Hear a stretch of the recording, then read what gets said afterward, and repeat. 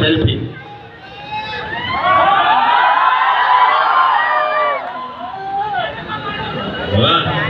પાડશું હવે આઈ love you બતાડો ઉપર દીધો રેડ ઉપર આપણે હાથ કરી જો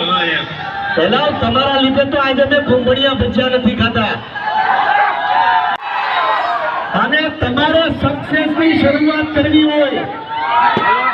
તો સુરતમાં પગ મૂકો એટલે તમારું હાલવા જ પડે પણ આમ જો વરસાદમાં ધ્યાન રાખજો થાંભલા બાંભલા અટકાની પાછા થાંભલો પકડો મૂકી દે લોખંડની કોઈ વસ્તુ પકડતાની વરસાદમાં મારા વાલા સાંભળી લેજો બધા બાકી તમારો પ્રેમ છે આજે ગોઠણ પાણી સુરતમાં મારી અડધી ફોર્ચ્યુનર ડૂબી ગઈ મને ટેન્શન થઈ ગયું અંદરથી એમ છું કે ભાઈ આજે ઇવેન્ટ થાય કે નહીં પણ આ જોઈનો સુરતનો પ્રેમ વરસાદ હોય તે ગમે હોય ઘૂંઘણિયા ભજીયા ખાઈને પોગી ગયા બધા કેમેરા વાળા આમ કે આ સુરતનો પ્રેમ કહેવાય ગોઠણ ઊંધી પાણી મારી ફોર્ચ્યુનર અડધી ડૂબી ગઈ 10 અડધી ડૂબી ગઈ પણ સુરત વાળા ઘૂંઘણિયા ભજીયા ખાઈને પોગી જાય છે સુરત વાળા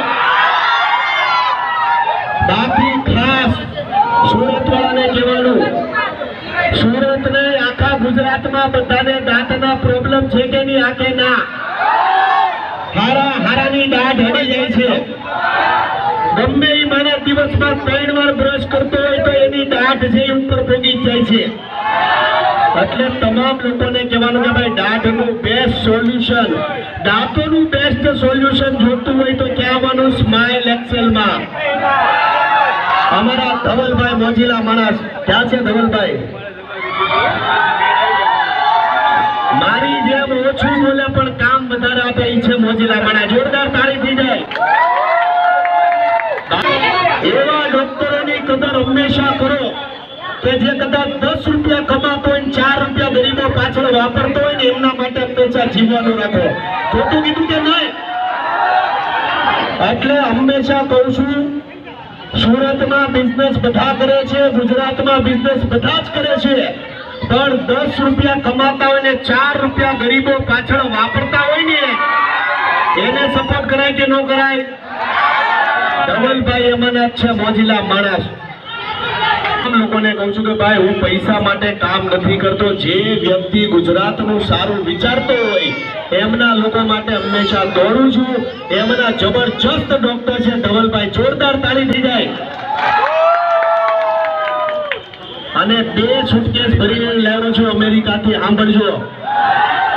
પણ આજે વરસાદ છે બહાર ની કાઢી શકું લાલાભાઈ એક માઇક લાલાભાઈ ને આપો છે કે માઇક બીજું પણ હજી કહું છું ભાઈ સુરત વાળા